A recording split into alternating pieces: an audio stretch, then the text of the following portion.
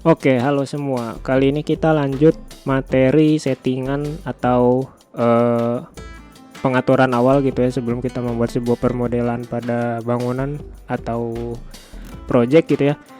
Jadi jika sebelumnya kita mempelajari interface Revit, nah sekarang kita fokus ke apa saja yang sekiranya penting dalam sebuah proyekan gitu, proyek bangunan. Nah, yang pertama perlu kita lakukan yaitu membuat new model. Jika belum ada model, default metric, lalu kita oke. Jadi settingan ini sebetulnya sangat penting ya. Salah satunya itu untuk menjamin bangunan yang sudah kita buat itu sesuai dengan kriteria yang dibutuhkan gitu. Nah, mungkin yang pertama ini kita akan masuk ke settingan awal yang sering saya gunakan gitu ya. Pilih ke menu file, lalu di bagian bawah ini ada option. Kalau sebelumnya kita menggunakan option, lalu pilih file location ini untuk menginclude sebuah template gitu ya. Nah, sekarang kita coba untuk mempelajari beberapa yang sekiranya penting ada di sini gitu, yang saya gunakan juga gitu. Yang pertama itu ada di general. Di general ini yang paling penting itu di bagian save remainder interval. Ini yang sering saya gunakan. Nah, saya sendiri biasanya menggunakan yang defaultnya gitu, yang 30 menit. Jadi fungsi dari save remainder ini yaitu seperti namanya, yaitu untuk mengingatkan kita sebagai user untuk selalu menyimpan project yang sudah kita buat atau edit, sehingga ketika software ini mengalami crash gitu ya, project tersebut dapat langsung kita lanjutkan gitu tanpa harus mengulangi dari awal gitu. Jadi di sini biasanya saya menggunakan defaultnya saja 30 menit. Jika semisal kalian ingin menggunakan selain daripada ini ya boleh-boleh aja gitu, atau no remainder itu nggak jadi masalah gitu. Selanjutnya ada user interface. Nah, yang paling penting di bagian user interface ini buat saya sebetulnya ada 3 ya. Yang pertama ada keyword shortcut gitu. Jadi semisal kayak kita ingin membuat sebuah line atau membuat sebuah dimension gitu. Nah, di sini udah ada shortcutnya gitu. Semisal kita ingin menambahkan atau mengganti gitu ya. Ini kan tadinya DI ya. Untuk membuat align dimension, semisal ingin diganti gitu menjadi AW misal. Nah, ini bisa di-assign saja. Jadi ketika teman-teman masuk ke dalam proyekan ini lalu ingin membuat sebuah align dimension, tinggal ketik AW di keyboard aja atau DL gitu ya, atau DI sorry. Nanti akan secara otomatis si align dimension ini akan terpanggil dengan sendirinya gitu. Namun jika semisal ingin menghapus, ini bisa jadi pilih dulu salah satu komen yang kita ingin hapus gitu shortcutnya, lalu cari shortcut yang mau dihapus, klik lagi. Nah, di sini ada remove gitu, jadi bisa dihapus. Atau yang lain ingin ditambahkan itu nggak jadi masalah. Cuma di sini saya lebih suka menggunakan versi defaultnya saja, jadi nggak ada yang ditambah atau dikurangi gitu buat sekarang ini. Nah, ini kita cancel saja dikarenakan tidak ada yang di save. Nah, ini di discard, bisa di save apabila ada perubahan lalu ingin disimpan gitu ya, atau tidak perlu disimpan seperti pada kasus saya ini dikarenakan saya ingin menggunakan versi defaultnya saja gitu. Jadi di sini saya menggunakan discard all change, tidak ada perubahan gitu maksudnya. Nah, yang kedua itu yang paling penting ada di tooltip assistance. Jadi fungsinya apa? Fungsinya khususnya buat pengguna awal gitu ya. Semisal nggak tahu fungsi dari di tab ribbon ini kayak door itu fungsi buat apa, nanti di sini bakalan muncul kayak semacam tutorial singkatnya gitu. Jadi semisal saya ubah menjadi high gitu ya, ini saya jadi high lalu saya oke. Nah, ketika kursor ini diarahkan ke bagian atas ini, salah satunya semisal kolom gitu, nah nanti akan muncul yang seperti ini, seluruh kolom mulai dari keterangannya apa sampai contoh penggambarannya seperti apa. Atau semisal di ini ya, di curtain wall, nah nanti bakalan ada semacam tutorial singkatnya gitu. Atau semisal ini kita ganti juga masih bisa gitu, kita masuk option user interface, lalu semisal diganti jadi minimal gitu. Nah, di bagian minimal ini dia nggak bakalan ada contoh kayak video singkatnya gitu, jadi cuma sekedar teks aja gitu. Walaupun ditahan lama dia nggak bakalan ada videonya gitu. Saya sendiri lebih suka menggunakan yang versi normalnya saja. Kita masuk ke user, diganti dengan normal. Nah, alasannya kenapa? Jadi ketika saya mengarahkan mouse ini ke arah simbol-simbol ini, dia nggak bakal langsung munculin videonya gitu. Jadi cuma munculin teks secara singkat saja gitu. Walaupun demikian videonya bakalan tetap keluar ya, tapi harus ditunggu agak lama gitu. Nah, seperti ini. Jadi buat saya sendiri sebetulnya video singkat seperti ini ada kalanya suka mengganggu gitu. Tapi ada kalanya juga sangat dibutuhkan. Makanya saya pilih yang normal. Nah, selanjutnya kita di bagian bawah sini ada enable recent file list at home. Jadi fungsinya itu untuk apa? Ketika ini saya enable, saya oke. Nah, jadi ketika teman-teman membuka Revit, di sini dia nggak bakalan muncul apa-apa. Bakalan jadi kosongan gitu. Nah, ini berhubungan tadi kan saya masih dalam bentuk dicentang gitu ya. Jadi recent filenya tersebut masih ada beberapa project yang bisa langsung dibuka gitu. Nah, ini jadi bagaimana cara mengaktifkan dan menonaktifkannya. Semisal teman-teman ingin menonaktifkan gitu. Jadi di uncentang, di oke, lalu di close dulu Revitnya. Di close, habis itu nanti dibuka lagi. Nah, nanti di bagian sini bakalan nggak ada. Nah, untuk memunculkannya lagi juga sama caranya, yaitu pilih file, masuk ke option, di bagian user interface nanti dicentang lagi gitu, di oke, habis itu nanti disilang lagi di sini, lalu nanti dibuka lagi gitu softwarenya. Ketika sudah dibuka, nah nanti akan muncul lagi seperti ini gitu. Ini tidak saya contohkan dikarenakan untuk membuka programnya di PC saya memang agak sedikit lama gitu ya. Nah, mungkin selanjutnya kita masuk ke bagian ini, grafik.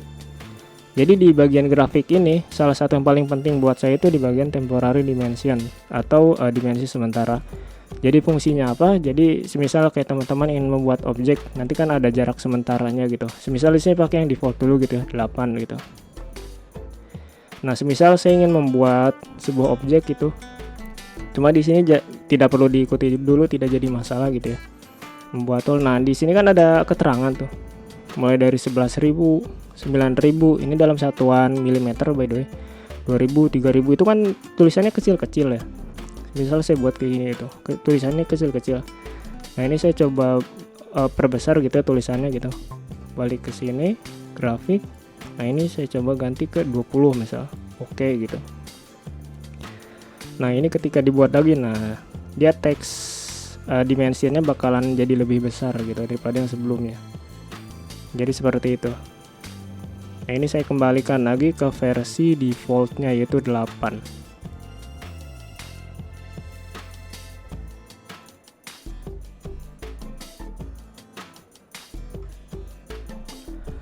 Nah, selanjutnya itu ada di bagian ini, bisa diabaikan dulu saja. Ini sudah lewat di bagian rendering. Jadi fungsinya rendering ini apa? Ketika teman-teman melakukan render gitu ya pada sebuah objek, lalu ingin menyimpan di file yang sudah teman-teman tentukan. Nah, salah satu caranya itu ada di sini gitu. Jadi pilih dulu rendering, lalu pilih plus. Ketika sudah muncul seperti ini, nah teman-teman klik lagi di sebelah kanan ini. Nah, di sini baru teman-teman bisa membuat sebuah folder sendiri gitu, dimana kira-kira ingin menyimpan hasil rendernya gitu secara default atau secara otomatisnya gitu. Misalnya milih di sini lalu di open aja gitu.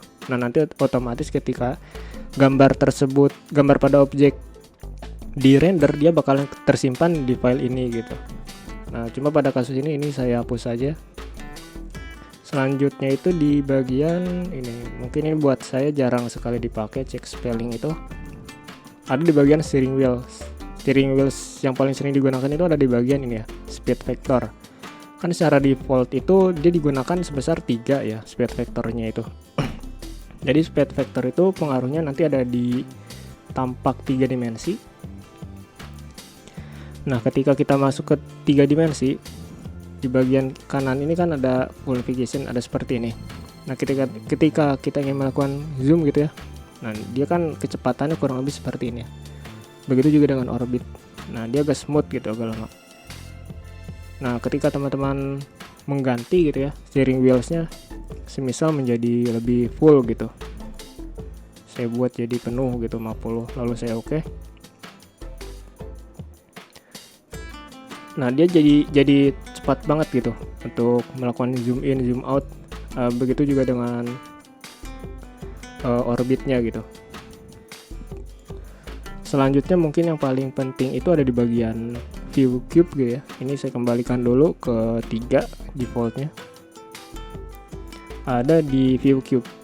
Jadi fungsinya itu ada di sebelah kanan ini.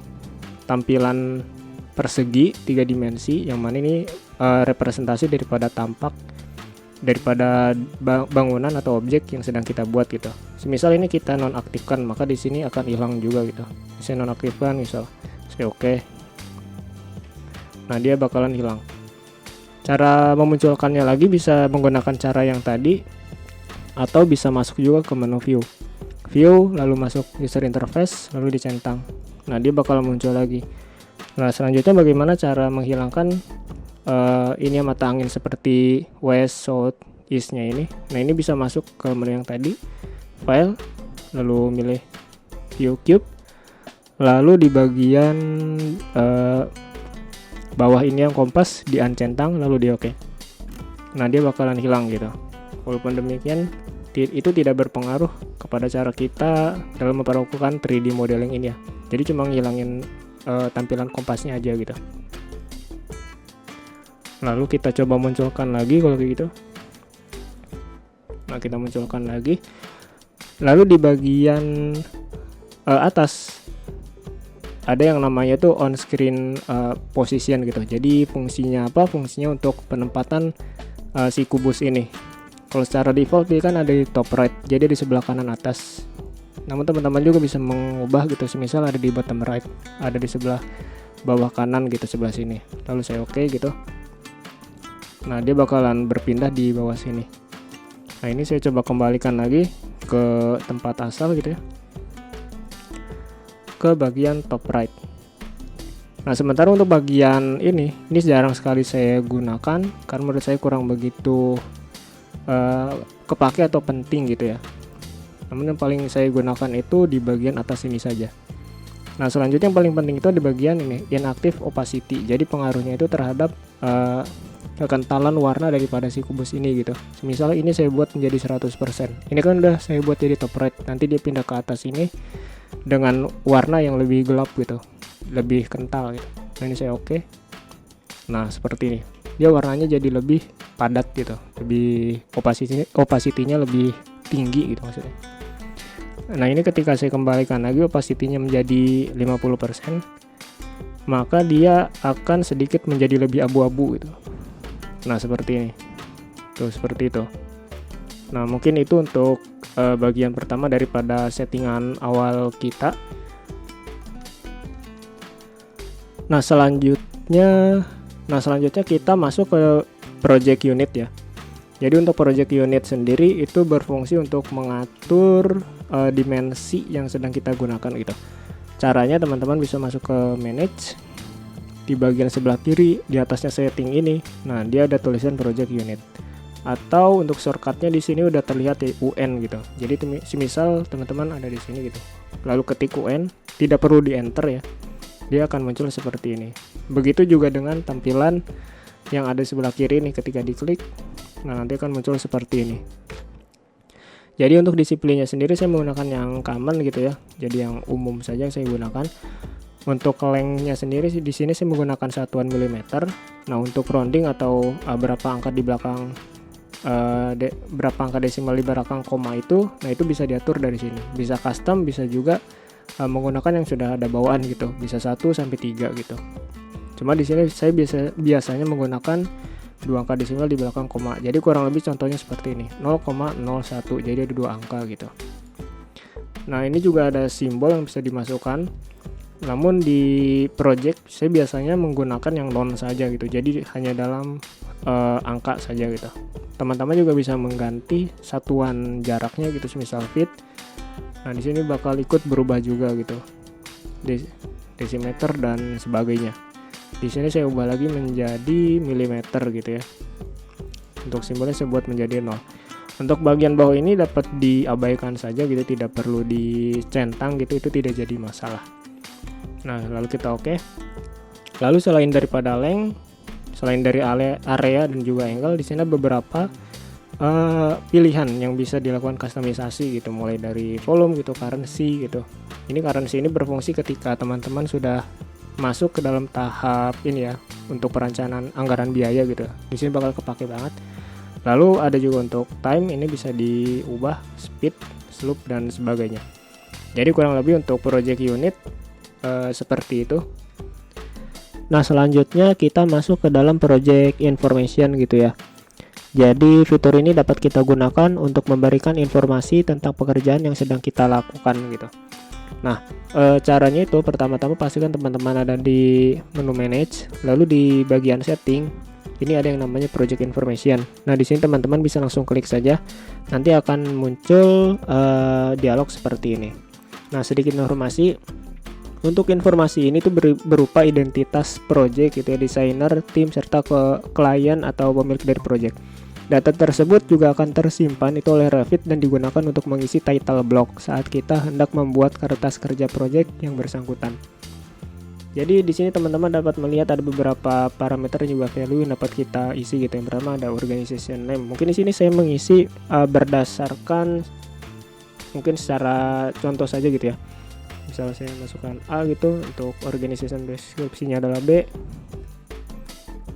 Lalu ada building name gitu ya. Lalu ada author gitu.